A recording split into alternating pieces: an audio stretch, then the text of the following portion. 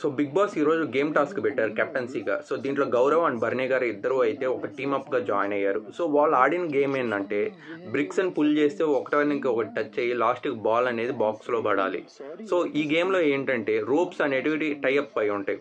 వాటిని దాటుకుంటూ వాళ్ళు బ్రిక్స్ అనేటివి ఒక పర్టికులర్ డిస్టెన్స్ లాగా అయితే పెట్టాలి. సో దాంట్లో ఏంటంటే గౌరవ్ గారిది ఒక్కసారి అయితే పుష్ అయ్యి బ్రిక్స్ అనేటివని కింద పడిపోయాయి. ఆ తర్వాత బర్నీ గారు కదా సేమ్ అదేలాగా జరిగి ఒకసారి పడిపోయాయి.